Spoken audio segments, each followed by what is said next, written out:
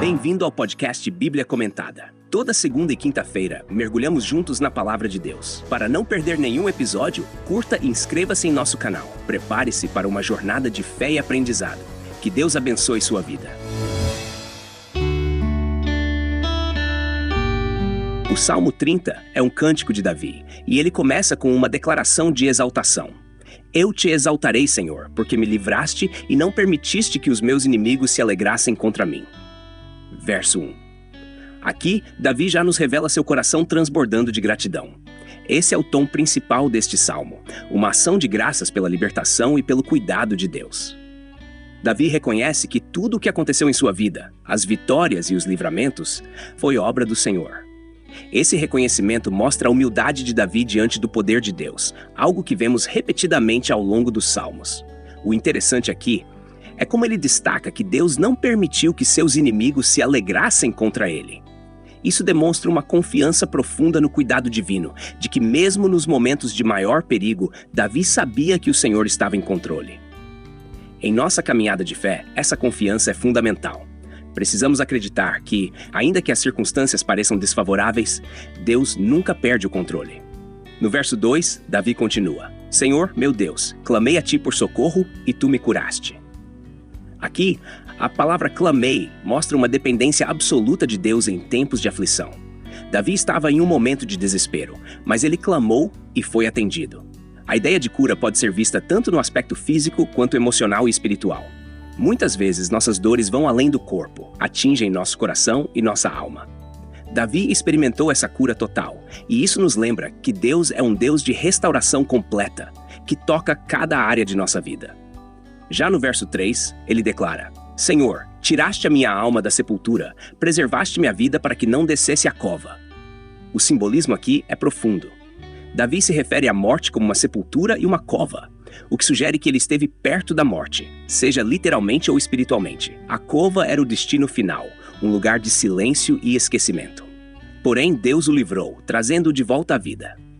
Esse verso nos faz pensar em momentos de desespero em que sentimos como se estivéssemos mortos, emocionalmente ou espiritualmente. Mas é Deus quem nos restaura, quem nos tira dessa sepultura. No verso 4, Davi nos convida: Cantai louvores ao Senhor, vós que sois seus santos, e dai graças ao seu santo nome. Ele não quer guardar essa experiência só para si. Ele chama o povo de Deus para se unir a ele em louvor. É como se Davi dissesse: Vocês também já experimentaram a bondade de Deus. Venham e louvem comigo. O louvor a Deus é uma resposta natural ao seu cuidado, e não deve ser algo individual. Precisamos envolver a comunidade de fé, incentivando outros a agradecer e louvar ao Senhor por suas obras. O verso 5 nos traz uma das declarações mais poderosas da Bíblia, porque a sua ira dura só um momento, mas o seu favor dura a vida toda. O choro pode durar uma noite, mas a alegria vem pela manhã. Aqui, Davi nos lembra que as dificuldades são temporárias. Ele faz um contraste entre a ira momentânea de Deus e o seu favor eterno.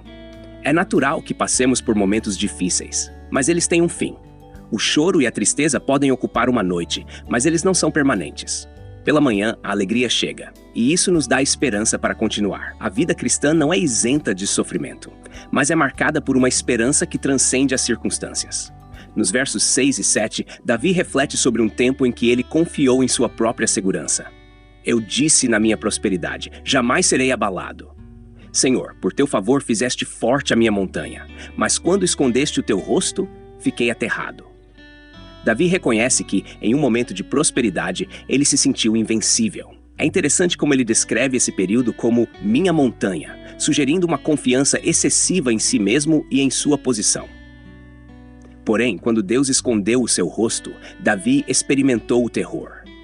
Esse contraste nos ensina que é fácil nos enganarmos quando estamos em tempos de bonança, mas sem a presença de Deus, mesmo as montanhas mais fortes podem ser abaladas. A verdadeira segurança não está nas circunstâncias, mas no favor e na presença de Deus. A partir do verso 8, vemos o clamor de Davi: A ti, Senhor, clamei, e ao Senhor supliquei. É um retorno à humildade, um reconhecimento de que ele precisa de Deus. Isso é seguido por uma pergunta quase retórica no verso 9. Que proveito haverá no meu sangue, quando descer a cova? Louvar-te ao pó? Anunciará a ele a tua verdade? Davi apela à natureza do relacionamento com Deus.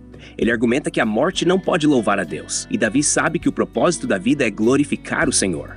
Isso reflete a mentalidade hebraica de que a vida, o fôlego que Deus nos dá, é uma oportunidade para louvar e anunciar a verdade divina.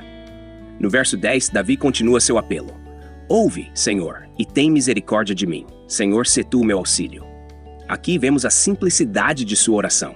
Não há palavras elaboradas ou fórmulas. Ele apenas pede por misericórdia e ajuda, algo que todos nós podemos e devemos fazer em momentos de necessidade.